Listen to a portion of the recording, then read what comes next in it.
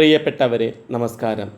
ശ്രീനാരായണ ഗുരു open യൂണിവേഴ്സിറ്റിയുടെ MA Malayalam നിരൂപണ സാഹിത്യത്തിൻ്റെ previous question പേപ്പറാണ് ഇന്ന് ചർച്ച ചെയ്യുന്നത്.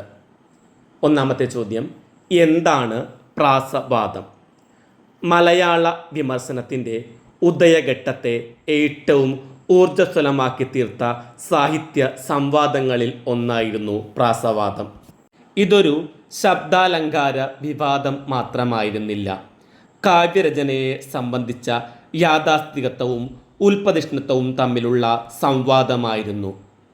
ദ്രാവിഡ കാവ്യ പാരമ്പര്യത്തിലുള്ള യതുക അഥവാ ദ്വിതീയാക്ഷര പ്രാസം ക്രമേണ ഭാഷാകാവ്യങ്ങളിലേക്കും വ്യാപിക്കുകയുണ്ടായി. അതോടെ പ്രാസദീക്ഷയില്ലാതെ കാവ്യരചന കവിയുടെ പ്രതിഭാപരമായ അശക്തിയായി ഗണിക്കപ്പെട്ടു. ഈ തുക മോനകളുടെ അടിസ്ഥാന തത്വം ഗണപ്പൊരുത്തമാകയാൽ അവിടെ അക്ഷരങ്ങൾ സവർഗീയമായിരുന്നാൽ മതി. എന്നാൽ സവർഗീയമായിരുന്നാൽ പോരെന്നും സ്വരവ്യഞ്ജന ഐക്യരൂപം കൂടി ഉണ്ടാകണമെന്നും കേരളവർമ്മ വലിയ കോയിത്തമ്പുരാൻ നിർദ്ദേശിക്കുകയുണ്ടായി. 1890 മുതൽ ഏതാണ്ട് 30 വർഷക്കാലം നീണ്ടുനിന്ന പ്രാസവാദം മലയാള നിരൂപണത്തെ മാമൂലുകളിൽ നിന്നും കടുത്ത പ്രമാണങ്ങളിൽ നിന്നും അടർത്തി മാറ്റാനുള്ള ആദ്യ ശ്രമമായിരുന്നു. കേരളവർമ്മ വലിയ കോയിത്തമ്പുരാൻ്റെ പ്രാസവാദത്തെ AR രാജരാജവർമ്മ അംഗീകരിച്ചില്ല.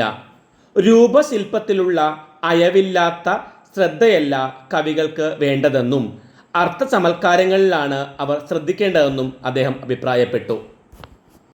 മലയാള കവിതയെ സംബന്ധിച്ച് കാര്യഗൗരവമുള്ളതും സമഗ്രവുമായ ഒരു ചർച്ചയായിരുന്നു ഇത്. ഭാഷയിൽ ധാരാളം കാവ്യങ്ങൾ ഉണ്ടായി എന്നതാണ് ഇതിൻ്റെ ഏറ്റവും വലിയ ഗുണം.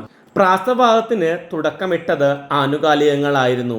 ഇതിൽ നിന്നും പല കാവ്യതത്വങ്ങളും പൊന്തി വന്നു.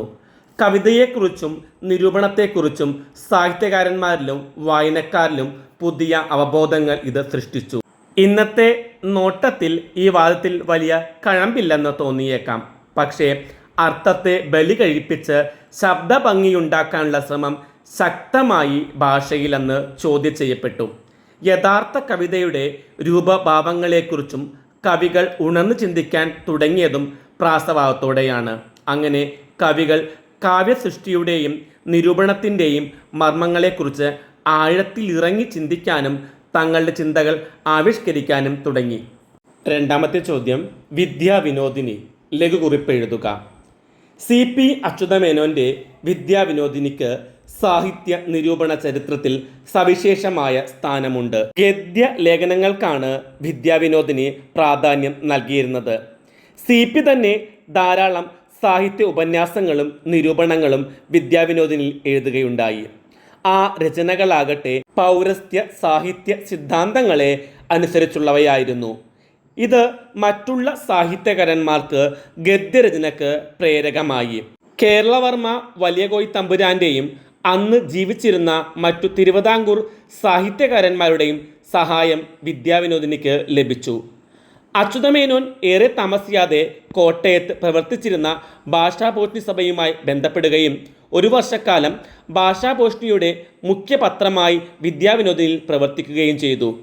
വിദ്യാവിനോദിനിയിൽ സാഹിത്യ മീമാംസയെക്കുറിച്ചുള്ള ലേഖനങ്ങൾ കൂടാതെ ധാരാളം പുസ്തക അഭിപ്രായങ്ങളും പ്രസിദ്ധീകരിക്കുകയുണ്ടായി.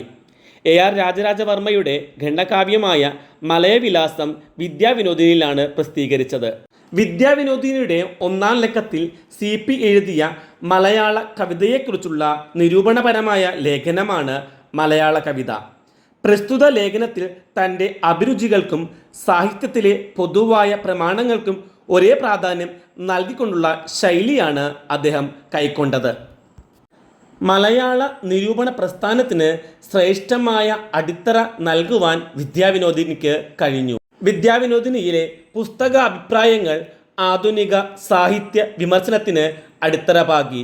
സാഹിത്യത്തെ ഗൗരവമായി കണക്കാക്കി അതിനനുസരണമായി വിമർശനം നിഷ്പക്ഷമായ നിരീക്ഷണമാക്കി വളർത്തിയെടുക്കാനായി വിദ്യാവിനോദിനി പത്രാധിപരായിരുന്ന CP അച്യുതമേനോന് സാധിച്ചു.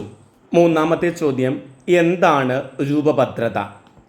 കലാസൃഷ്ടിയുടെ ഭാവരൂപങ്ങളെക്കുറിച്ച് മുണ്ടശ്ശേരിക്കുള്ള സങ്കല്പം വെളിപ്പെടുത്തുന്നതാണ് രൂപഭദ്രതാവാദം.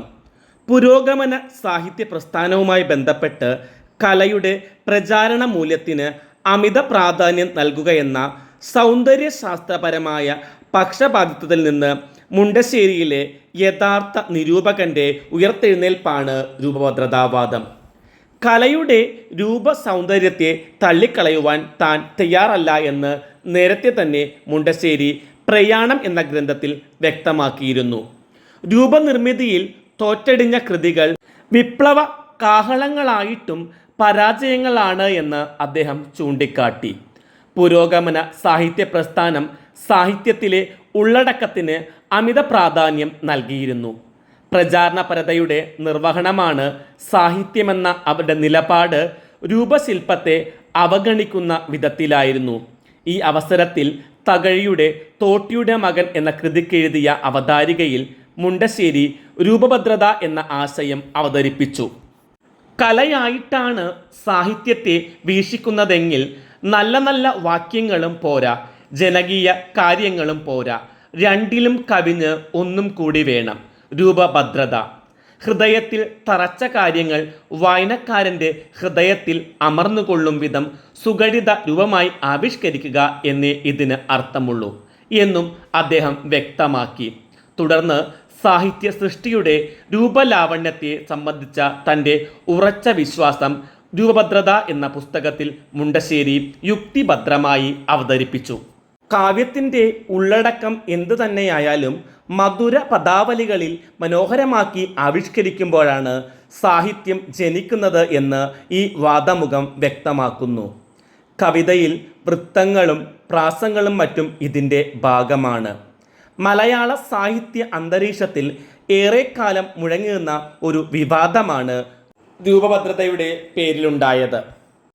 നാലാമത്തെ ചോദ്യം, വള്ളത്തോളിനെ കേരളത്തിൻ്റെ ദേശീയ കവി എന്ന് വിളിക്കുന്നത് എന്തുകൊണ്ട്? വള്ളത്തോൾ കവിതകളും ദേശീയ പ്രസ്ഥാനവുമെന്ന EMSൻ്റെ ലേഖനത്തിലാണ് വള്ളത്തോളിനെ ദേശീയ കവിയെന്ന് EMS നമ്പൂതിരിപ്പാട് വിളിക്കുന്നത്. 20-ാം നൂറ്റാണ്ടിൻ്റെ പ്രഥമാർത്ഥത്തിൽ ഒന്നാം ലോക മഹായുദ്ധകാലം മുതൽ ഐക്യ കേരള രൂപീകരണം വരെയുള്ള കാലഘട്ടത്തിൽ വിശേഷിച്ചും ജനിച്ചു വളർന്ന മലയാളിയുടെ ആത്മാവ് വള്ളത്തോൾ കവിതകളിൽ വ്യക്തമായി കാണാമെന്നതാണ് അദ്ദേഹത്തിൻ്റെ കവിതകളുടെ സവിശേഷതയായി EMS നമ്പൂതിരിപ്പാട് പറയുന്നത്. വള്ളത്തോളിനെ കേരളത്തിൻ്റെ ദേശീയ കവി എന്ന് വിളിക്കാൻ കാരണം മറ്റൊന്നാണ്. ജാതി വ്യവസ്ഥക്കെതിരായ വിപ്ലവം വള്ളത്തോളിനേക്കാൾ ഫലപ്രദമായി പ്രതിഫലിപ്പിച്ചത് ആശാനാണ്. കേരളത്തിലെ ബുദ്ധിജീവികളിലും തൊഴിലാളി വർഗത്തിലും ബഹുജനത്തിലും വന്നുകൊണ്ടിരിക്കുന്ന മാറ്റങ്ങൾ പ്രതിഫലിപ്പിക്കാൻ മറ്റു പല യുവകവികൾക്കും സാധിച്ചിട്ടുണ്ട്. എന്നാൽ അവയെല്ലാം കൂട്ടിയിണക്കി ഒരൊറ്റ സാമൂഹിക യാഥാർത്ഥ്യമെന്ന നിലക്ക് കൊണ്ടുവരാൻ സാധിച്ചത് വള്ളത്തോളിന് മാത്രമാണ്. അതിനാലാണ് അദ്ദേഹം കേരളത്തിൻ്റെ ദേശീയ കവിയാകുന്നത്. വള്ളത്തോൾ കവിതകളുടെ മഹത്വം പ്രകടമാകുന്നത് സാഹിത്യമഞ്ജരിയിലെ കവിതകളിലും ലഘു കാവ്യങ്ങളിലുമാണ്. സമകാലിക സാമൂഹിക പരിവർത്തനങ്ങളെ സ്പർശിക്കുന്ന സ്വഭാവം കൊണ്ടാണ് അവ EMSന് സ്വീകാര്യമാകുന്നത്. ആ കാലഘട്ടത്തിലെ കേരളീയ സമൂഹത്തിൻ്റെ ആത്മാവ് വള്ളത്തോൾ കവിതകളിൽ പ്രതിഫലിക്കുന്നുണ്ട്. ആയതിനാൽ വള്ളത്തോളിനെ കേരളത്തിൻ്റെ ദേശീയ കവി എന്ന വിശേഷണത്തിന് അർഹനാകുന്നത്. ഇനി 5-ാമത്തെ ചോദ്യം നോക്കാം. VKN രചനകളിൽ പല്ല് ആവർത്തിച്ചു വരുന്ന കൽപ്പനയാണ്. ഈ പല്ല് എന്തിനെയാണ് സൂചിപ്പിക്കുന്നത്? KP അപ്പൻ്റെ കോമാളി യുഗത്തിലെ പുരുഷ ഗോപുരങ്ങൾ VKNൻ്റെ കഥകളിലെ ആക്ഷേപഹാസ്യത്തെക്കുറിച്ചുള്ള നിരൂപണമാണ്. ആരോഹണം, പിതാമഹൻ, ജനറൽ ചാത്തൻസ് തുടങ്ങിയ നോവലുകളെല്ലാം ഈ ഹാസ്യഭാവനയുടെ ധാർഷ്ട്യത്തിന് ഉത്തമ ഉദാഹരണമാണ്. ചിരിയെയും ക്രോധത്തെയും ബന്ധിപ്പിക്കുകയാണ് ഈ ലേഖനത്തിൽ KP അപ്പൻ. VKN കൃതികളിൽ ക്രോധമാണ് ചിരിയായി മാറുന്നത്. പല്ല് കാണിക്കുക എന്നത് ചിരിയുടെ ലക്ഷണം പോലെ തന്നെ ക്രോധത്തിൻ്റെയും ലക്ഷണമാണ്. പല്ല് മനുഷ്യൻ്റെ പ്രാകൃതമായ ആയുധമാണെന്ന നരവംശാസ്ത്രപരമായ ആശയം കൂടി ഇവിടെ പരിഗണിക്കാം. പല്ലിളിക്കുന്ന സൂര്യൻ, തണുപ്പിൻ്റെ പല്ല്, അയ്യൻ പല്ലു ഞെരിച്ചു, പ്രസിഡന്റ് പല്ലിളക്കുന്നു. കോഴി, ആടുകളുടെ എല്ലുകൾ തറയിൽ പല്ലിളിച്ച് കിടക്കുന്നു. ഇങ്ങനെ പല്ലിളക്കൽ അല്ലെങ്കിൽ പല്ല് VKNന്റെ ഹാസ്യ നോവലുകളിൽ ആവർത്തിച്ചു വരുന്ന കൽപ്പനയാണ്. ചിരിയായി മാറിയ ഈ ക്രോധം അഴിഞ്ഞ സദാചാര മുറകളുടെയും ഹീനമായ സാമൂഹിക ജീവിതത്തിൻ്റെയും നേരെ പ്രതികാരത്തോടെ നീങ്ങുന്നു. അതുകൊണ്ടാണ് ആ ചിരിക്ക് വല്ലാത്തൊരു രൂക്ഷതയും രക്തച്ചുവപ്പും കൈവരുന്നത്. ആറാമത്തെ ചോദ്യം, ലീലാവതിയുടെ അഭിപ്രായത്തിൽ ഇടശ്ശേരിയുടെ ഒരു ഗന്ധർവൻ പാടുന്നു എന്ന കവിതയെ മഹത്തരമാക്കുന്നത് എന്താണ്? ഇടശ്ശേരിയുടെ ഒരു ഗന്ധർവൻ പാടുന്നു എന്ന കവിതയുടെ നിരൂപണമാണ് ഡോക്ടർ ലീലാവതിയുടെ ഒരു ഗന്ധർവൻ പാടുന്നു എന്നത്. കവിതാധ്വനി എന്ന കാവ്യപഠന സമാഹാരത്തിലാണ് ഇത് ഉൾപ്പെടുത്തിയിരിക്കുന്നത്. ഗാനത്തിൻ്റെയും കാമത്തിൻ്റെയും പ്രതീകങ്ങളാണ് ഗന്ധർവന്മാർ. ഈ ഗന്ധർവൻ മേഘസന്ദേശത്തിലെ യക്ഷൻ്റെ സഹജാതനാണ്. സാഹചര്യങ്ങൾ വ്യത്യസ്തമാണെങ്കിലും കാമജന്യമായ മാനസിക പീഡ സമാനമായി കാണാം. മേഘസന്ദേശത്തിൽ നായകനും നായികയും തമ്മിൽ ഒരു ഭൂഖണ്ഡത്തിൻ്റെ അകലമുണ്ട്. പക്ഷേ അവരുടെ മനസ്സുകൾ ഒന്നാണ്. ഇവിടെ നായിക നായകന്മാർ തമ്മിൽ ഒരു ചുമരിൻ്റെ അകലമേയുള്ളൂ. പക്ഷേ മനസ്സുകൊണ്ട് അവർ 2 ഗ്രഹത്തിലാണ്. യക്ഷൻ്റെ ശാപത്തിന് മോക്ഷമുണ്ട് എങ്കിൽ ഇവിടെ ഗന്ധർവൻ്റെ ദുഃഖത്തിന് മോചനമില്ല. ഗന്ധർവൻ പാടിത്തുടങ്ങുന്നത് സ്വന്തം ദുഃഖത്തെ പറ്റിയാണെങ്കിലും പാട്ട് അവസാനിക്കുമ്പോൾ ആ ദുഃഖം തൻ്റെ കാമുകിയുടെ അവസ്ഥയെക്കുറിച്ചാകുന്നു. അത് സ്നേഹഭജനത്തിൻ്റെ സത്തയിൽ വിലയിക്കുന്നു.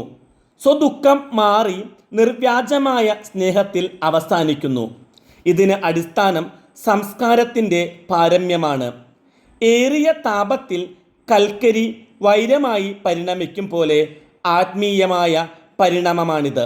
അതായത് ലീലാവതിയുടെ അഭിപ്രായത്തിൽ കാമത്തിൻ്റെ കൽക്കരി നിസ്വാർത്ഥ പ്രേമത്തിൻ്റെ വൈര്യമായി തീരുന്ന പ്രക്രിയയാണ് ഗന്ധർവൻ പാടുന്നു എന്ന കവിതയിൽ സംഭവിക്കുന്നത്. അതാണ് ഈ കൃതിയെ മഹത്തരമാക്കുന്നത്.